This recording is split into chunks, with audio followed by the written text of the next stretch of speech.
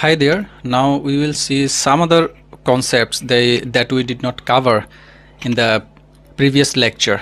So let us get the difference between CB SEM and PLS SEM. That means the PLS SEM stands for partial least squares structural equation modeling, which is also called variance based SEM or VB-SEM. On the other hand, CB-SEM means covariance based structural equation modeling, or in short CB-SEM. So PLS-SEM, primarily the statistical object is prediction. That means we try to predict some variables based on some other variables. That means we try to predict the dependent variable basing on the independent variables. Here the dependent variables are called endogenous variable, the independent variables are called exogenous variable. So, and that maximizes the explained variance of the endogenous latent variables. So we are actually trying to explain variance in the dependent, or which is called endogenous variable.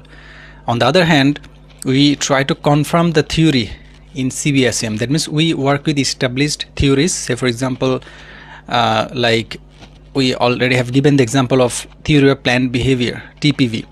So we are trying to confirm whether my sample data conform to this particular theory, or my conceptual framework conform to this particular theory or not. That theory is consistent across various studies or not. But on the other hand, we try to predict the dependent variable basing on the independent variables.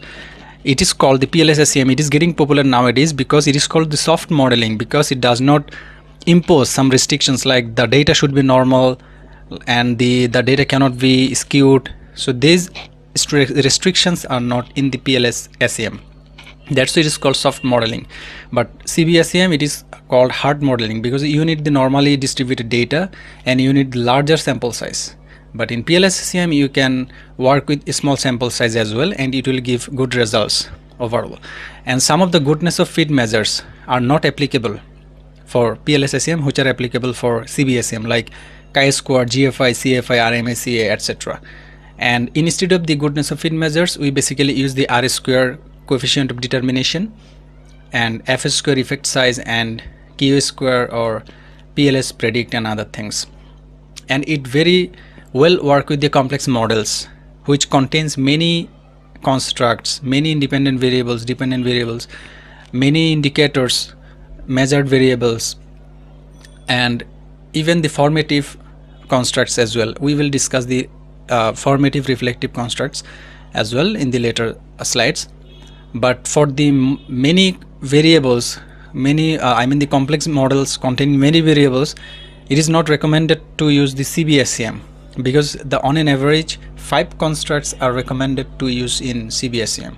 However, you can use the complex models here, but it will take more time to fit the model, because you have to ensure the goodness of fit, and you have to ensure the data normally distributed, no missing values are there, the larger sample size, and so on.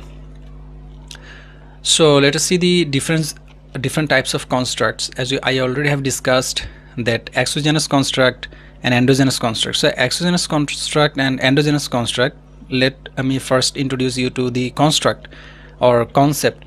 It is an unobservable or latent variable. That means, say for example, the customer satisfaction. You cannot measure the customer satisfaction directly by asking customer or asking the respondent the question. You need to use multiple question to measure customer satisfaction. That's why customer satisfaction is latent or unobservable. You cannot directly measure it, you cannot directly observe it. That's why it is called unobservable variable, defined conceptually but cannot be measured directly, say by asking question. And these variables are 2 types. Endogenous means the latent multi-item equivalent of the independent variables. That means in the regression analysis, the variables that we denote as independent variables are called exogenous constructs in SEM or in structural equation modeling. And on the other hand, the latent multi-item equivalent to dependent variable is called endogenous construct here. It is determined by the constructs outside of the model. That means the independent variables are not influenced by any other variables within the model. That means independent variables, there are no arrow drawn on the independent variables. Rather, we draw the arrow from independent variable to the dependent variable. That's why it is called, it is determined by the constructs or variables within the model.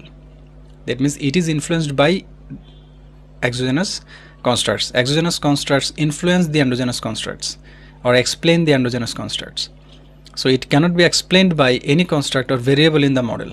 Rather, it is explained by the variables which are endogenous, but the endogenous construct are not explained by any other variables. However, in the structural equation modeling, sometime some variable can be used as endogenous as well as exogenous, because as we have defined the structural equation modeling, we use the we analyze the multivariate analysis, or we use the multivariate analysis to see the relationship in a complex model in a structural equation modeling. At the time, maybe one construct can be used as both exogenous and endogenous. We will see the examples later on. So here is an example, the model that we have developed. So the perceived usefulness, enjoyment, ease of use, there is the endogenous constructs, because they are explaining or influencing the intention. That means customer will intend to use ChatGPT only when they think that it is useful, it is enjoyable, and it is easy to use. So these are explaining this endogenous construct. And this is latent because we are not asking directly any question to measure this, rather we are asking multiple questions. These questions are called indicators, and these questions are indicators by which we are measuring this, and these questions are indicators by which we are measuring these items, these latent variables by these items. And here H1, H2, H3, these are the hypothesis.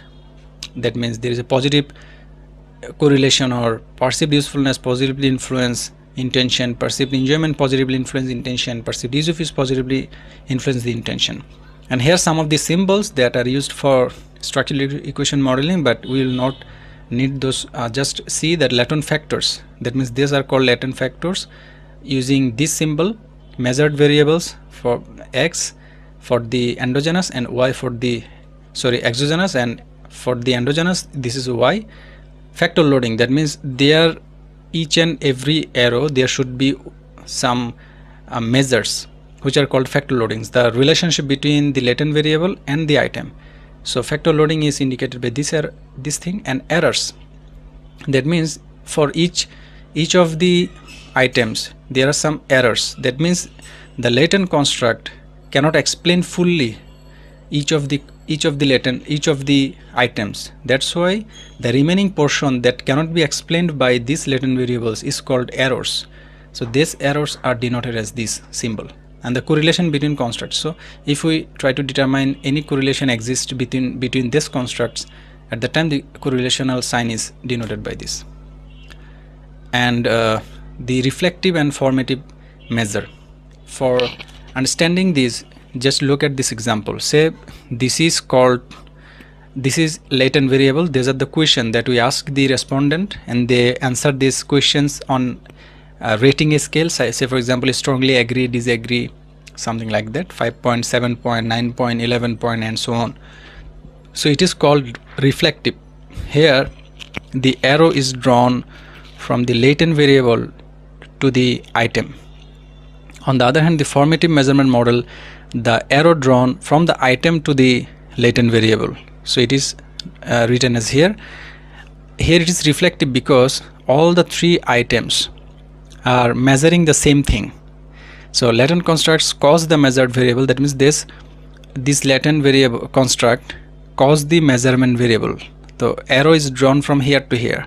Arrow are drawn from the latent construct to the measured variable. On the other hand, a set of measured variable forms a concept. This measured variable forms this concept. Arrow are drawn from the measured variable to the concept. Each items have different meanings. Each of the item have different meanings. On the other hand, all items have the same meaning. Here all items are the same. Just see, I appreciate the hotel. So it is measuring, say for example, customer satisfaction. I am looking forward to staying in the hotel.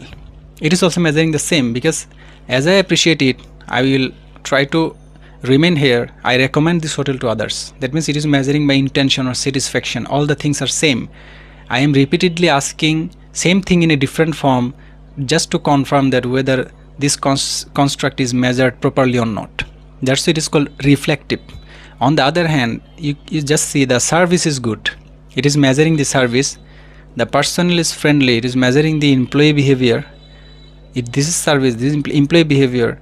The rooms are clean, it is measuring the atmosphere or the facilities of the hotel. So three things are three different aspects. That's why they are not reflective. In order to be reflective, all the items should be same. In order to be formative, the item should be different. That's all. Thank you, all of you.